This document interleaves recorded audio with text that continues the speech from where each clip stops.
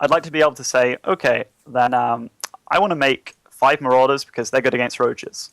I don't want to say like, oh, I have to make tanks because they're the best, you know? Right. And I think that's pretty big. So the change that I'd make is I'd lower their splash radius. Right now, it's too big. Yeah. You've seen in these fights just now in Terran versus Terran that if you've got a row of 4 tanks and you run in, like Tarson ran in with more Marauders, more tanks, but he got flattened because the siege damage is just so great. Right. And this is me without upgrades.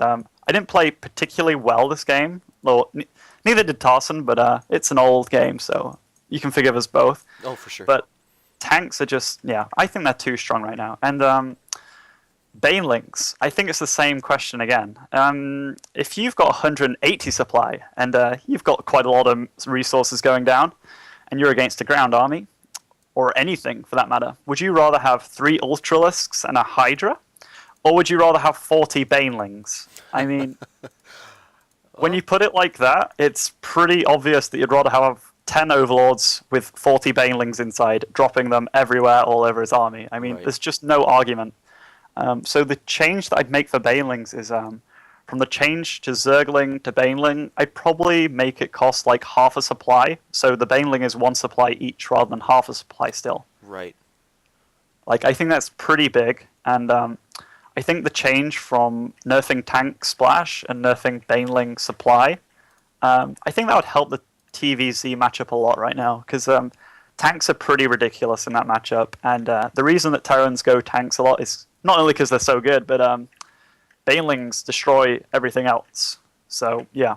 Right, yeah, Banelings... Oh, well, see, I don't know. I think Banelings are really only a great counter against, Marines or, obviously, I guess, Hellions as well. But Marauders too. Doesn't it take 7 Banelings to kill 1 Marauder? Right, but let's look at my tank line, for example. You've got 8 Marauders there. It can take 7 Banelings to kill those 8 Marauders. So it depends how you look at it. You can say, oh, it's 7 Banelings for 1 Marauder. But it depends if they're grouped up or not. Armies are usually grouped up. Baneling Splash is surprisingly a lot larger than you think it is. Those 6 Vikings on the screen on the left, a Baneling probably splashes up to that size. So it's not hard to hit more than 5 Marauders. And those 7 Banelings for 5 Marauders, that's a pretty good trade for the Zerg. So, Very good trade, yeah, absolutely.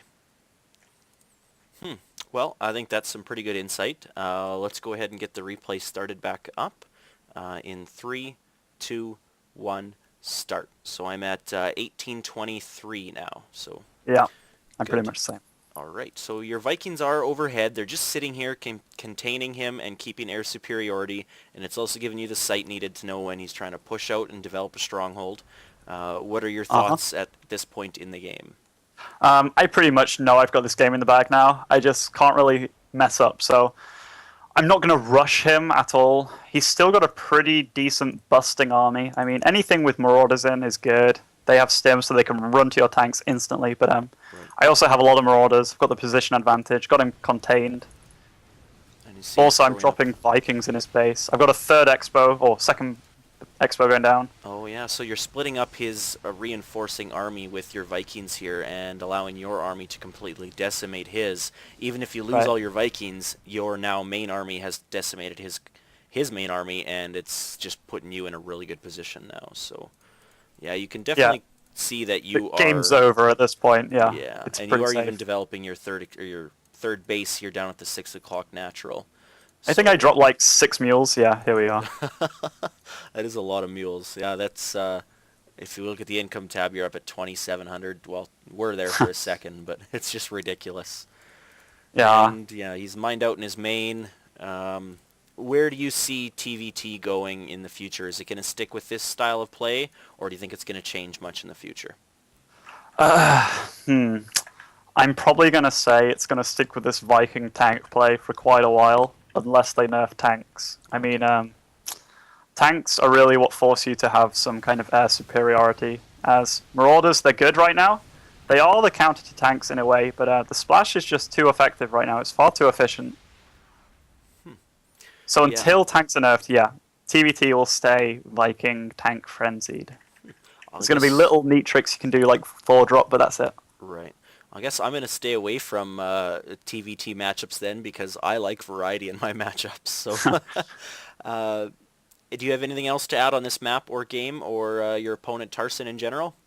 Well, Tarson's a good player, and I believe he was pretty nervous in this game. And it's an old game, so I don't think he played to the best of his ability. So don't judge him on that single map alone. Fair enough. Have you played Tarson much before, or what was this game in? Was this like a Zotac Cup or? Oh, this was the final of a Go for StarCraft 2 Cup for €100. We played Terran versus Terran on LT, and then the game before that, I think I actually played Protoss.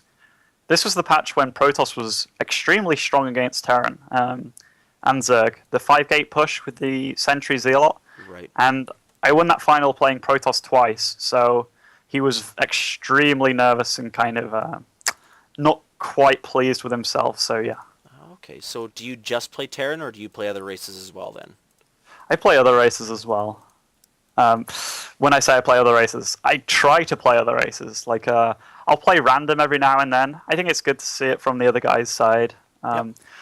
While I have been known to launch pretty big opinions on stuff, like what's balanced and what's not, it's generally because I've seen it from the other side too, and it's not as if I'm just whining because I'm losing against it. Right. I could be whining because I'm winning easily with it too.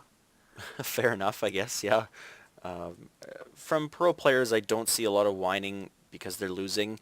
A lot of pro players understand timings, understand, what the race is capable of, and they're just more liable to see game imbalances, it feels like. So yeah, I don't really consider anyone that's a pro whining.